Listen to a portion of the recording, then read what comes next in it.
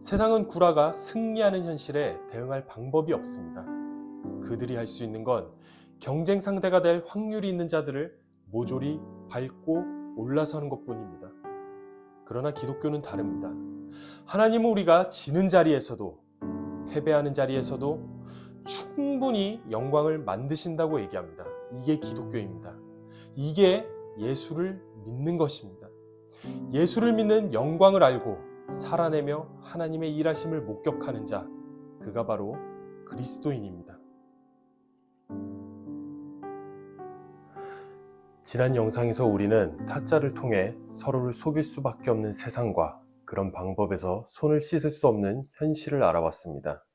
이번 영상에서는 그렇다면 이런 현실 속에서 하나님은 어떻게 일하시는가에 대한 부분을 살펴보겠습니다. 타짜라는 작품은 섰다라는 게임을 중심으로 서사를 전개합니다. 섰다는 구라와 실화라는 두 게임으로 종류가 나뉩니다.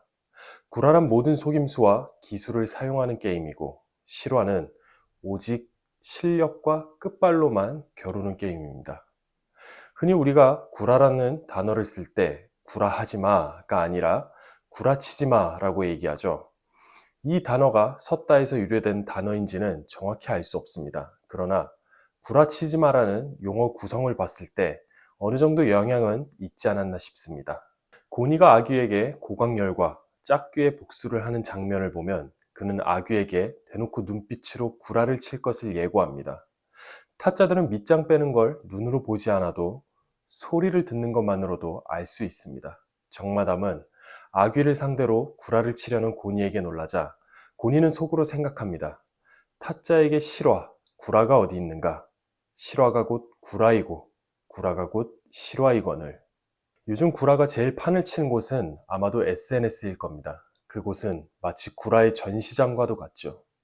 실제보다 더 잘나 보이고 더 행복해 보이고 더 부유해 보이기 위해 서로 경쟁하듯 꾸며 올립니다. 여행 사진도, 밥상 한 끼도, 심지어 아이와의 일상조차도 잘 사는 척으로 포장됩니다. 그러나 정작 그 속에는 공허와 외로움이 가득합니다.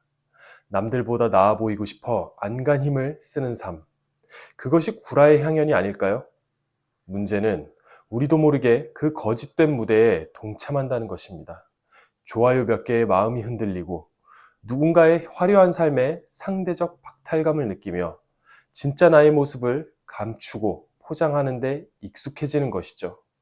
그렇게 SNS 속 구라는 결국 우리 삶을 갉아먹으며 진실한 관계와 기쁨을 빼앗아갑니다. 사기꾼들이 사기를 치는 이유를 아시나요? 감옥에 가고 벌금을 물어도 결국 남는 장사라고 생각하기 때문입니다. 잡혀가봐야 잃는 것보다 버는 게 더 많으니 계속해서 사기를 치는 것이죠. 그러다 보면 처음엔 거짓이었던 말이 돈과 사람을 움직이며 진짜 현실이 돼버립니다. 더 답답한 건 이런 일 앞에서 법이 거의 힘을 쓰지 못한다는 것입니다. 피해자가 돈을 잃어도 돌려받기는커녕 몇 년씩 재판만 끌고 가야 하고 형량도 그들이 챙긴 이익에 비하면 터무니없이 가볍습니다. 결국 구라는 실화가 되고 실화는 구라처럼 가려지고 법마저 무용지물처럼 보이는 세상이 계속 이어지는 겁니다. 영화 대부 1편 마지막 장면을 보면 새로운 마피아 두목인 마이클 꼴리오네가 일을 하는 장면이 나옵니다. 그때 자신의 남편을 죽인 범인이 오빠라는 걸 알게 된 여동생이 느닷없이 집무실로 쳐들어옵니다. 여동생은 울면서 오빠가 죽인 거 맞지? 라고 계속 묻는데 마이클은 말하지 않습니다. 그리고 여동생을 그저 안아줍니다. 여동생의 눈물이 심해지자 부하에게 여동생을 맡기고 보냅니다. 이 모든 상황을 본 아내는 마이클에게 묻습니다. 사실이야? 계속 물음에도 남편은 대답하지 않습니다. 질문이 계속되자 곧 마이클은 화를 내며 더 이상 묻지 말라고 소리치면서 책상을 크게 내려칩니다. 그리고 이어서 얘기합니다. 마지막으로 질문에 답하는 한 번의 기회를 줄게. 아내는 마이클의 눈을 바라보면서 다시 한번 묻습니다. 정말로 당신이 죽였어? 마이클은 아내를 지그시 쳐다보고 한마디만 합니다. 아니야. 아내는 안도의 한숨을 쉬면서 집무실 밖으로 천천히 발걸음을 옮기게 됩니다. 아내에게 구라를 치지 않고 가족과 조직을 지킬 수 없는 마이클의 모습에서 우리가 사는 현실을 볼 수 있습니다. 자녀를 키우면 아는 게 있죠. 자녀에게 거짓말을 하지 않고서 키울 수가 없다는 사실입니다. 배우자도 마찬가지입니다. 회사에서 있었던 모든 일을 아내에게 털어놓지 못합니다. 화병이 들지언정 혼자 삭히고 아내에게는 회사에서 있었던 모든 걸 얘기하지 않습니다. 왜 그렇죠?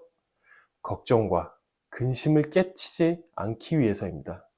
달리 표현하자면 가족을 지키고 직장을 지키는 방법에 구라가 없을 수 없다는 사실입니다. 구라가 실화이고 실화가 구라라는 게 무슨 의미인지를 생각해 보면 현실은 우리가 상대의 구라를 당하는 존재임과 동시에 구라를 칠 수밖에 없는 존재라는 겁니다.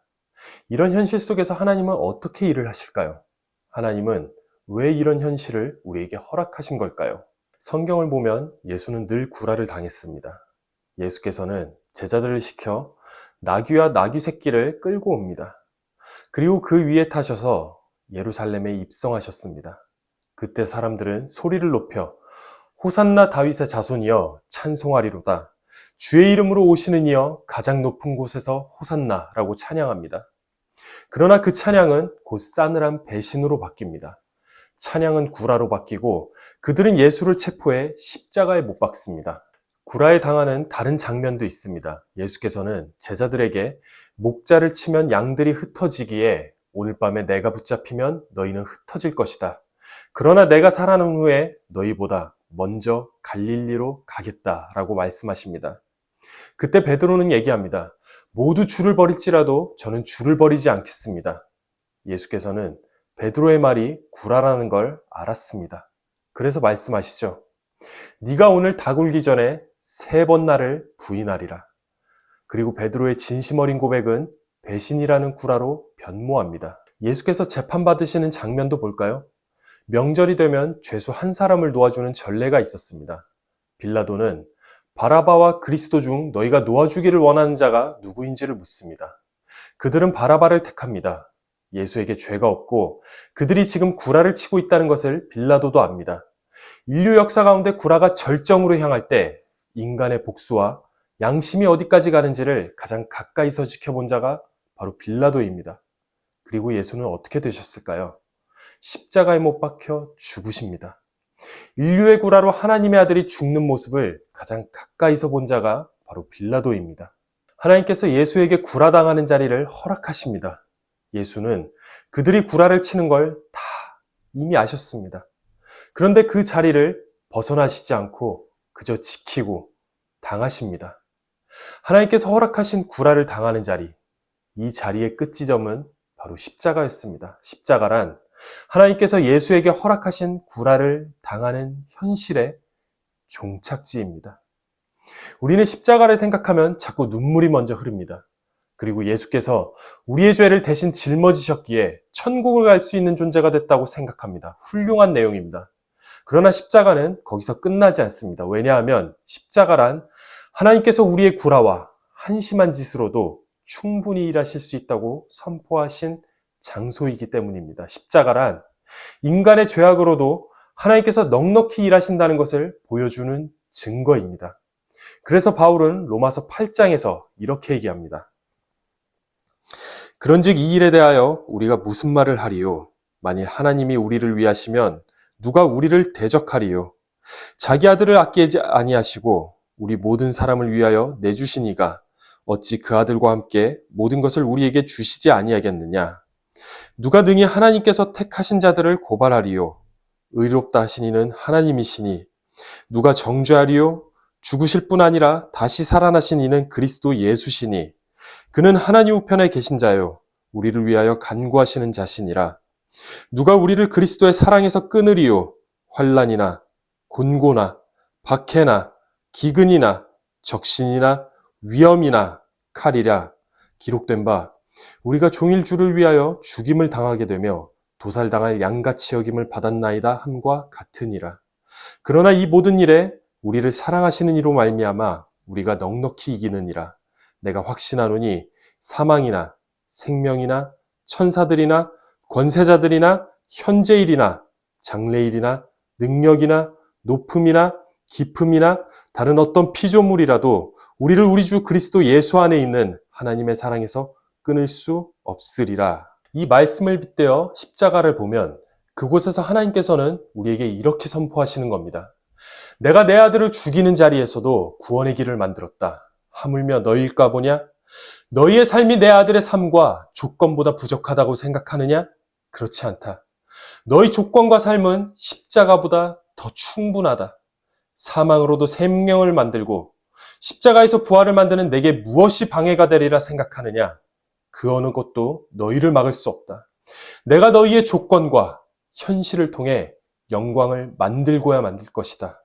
그러므로 예수를 믿는다는 건 우리가 구라를 치지 않고 정직하고 순결하며 세상과 싸워 이겨야 하는 문제가 아닙니다. 예수를 믿는다는 건 단순히 예수의 대속사역을 의지하여 내세를 준비하는 문제도 아닙니다. 예수를 믿는다는 건 하나님께서 우리의 조건과 현실과 존재를 통해 무엇을 담으시는가에 대한 문제입니다. 이전 영상에서 그릇 비유를 얘기했습니다. 우리의 존재가 바로 그 그릇입니다. 하나님께서 그 그릇 안에 내용을 담으시는 겁니다. 그래서 고린도후서 4장은 이렇게 얘기합니다. 우리가 이 보배를 질그릇에 가졌으니 이는 심히 큰 능력은 하나님께 있고 우리에게 있지 아니함을 알게 하려 함이라. 우리가 사방으로 우겨쌈을 당하여도 쌓이지 아니하며 답답한 일을 당하여도 낙심하지 아니하며 박해를 받아도 버림받지 아니하며 거꾸러뜨림을 당하여도 망하지 아니하고 우리가 항상 예수의 죽음을 몸에 짊어짐은 예수의 생명이 또한 우리 몸에 나타나게 하려 함이라. 우리 살아있는 자가 항상 예수를 위하여 죽음에 넘겨짐은 예수의 생명이 또한 우리 죽을 육체에 나타나게 하려 함이라. 하나님이 우리를 귀한 그릇으로 부르지 않고 질그릇으로 부르셨습니다. 그리고 거기에 질그릇에 맞지 않은 보배를 담습니다. 바울은 우리가 항상 예수의 죽음을 몸에 짊어진다고 얘기합니다. 십자가를 몸에 짊어지는 겁니다. 우리의 존재와 현실이 십자가와 다를 바가 없습니다.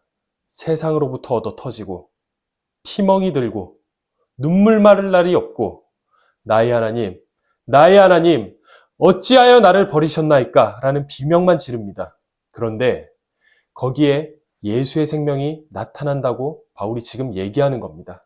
세상은 구라가 승리하는 현실에 대응할 방법이 없습니다.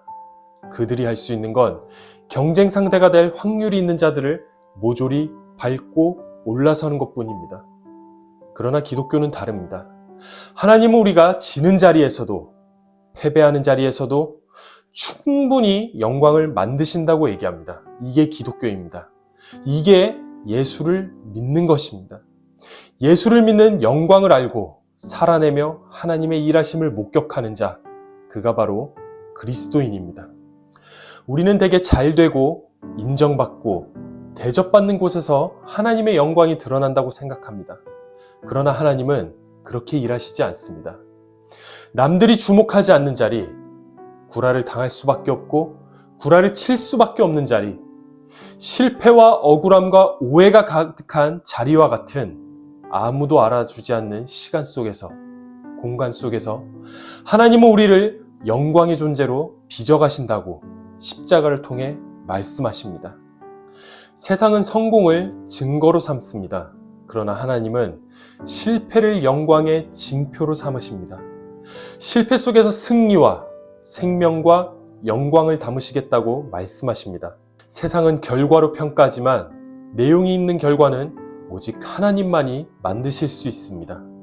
남들은 손익으로 따지지만 하나님은 우리의 눈물 한 방울, 그 버티고 있는 마음 하나를 보십니다. 우리가 붙들려 있는 자리가 초라하고 아무도 알아주지 않는 자리라 할지라도 하나님은 그곳에서 우리를 명예로운 존재로 만들고 계십니다. 그러니 두려워하지 마시기 바랍니다. 이기지 못해도 괜찮습니다. 오히려 그 자리에서 하나님이 영광을 만드신다고 십자가를 통해 오늘 본문을 통해 우리에게 말씀하십니다. 세상은 거짓이 이기는 곳이지만 진실은 결국 사라지지 않습니다. 오늘 우리가 그 믿음을 붙들 때 하나님은 우리의 질그릇 같은 인생을 통하여 여전히 빛을 내신다는 것을 기억하시기를 바랍니다.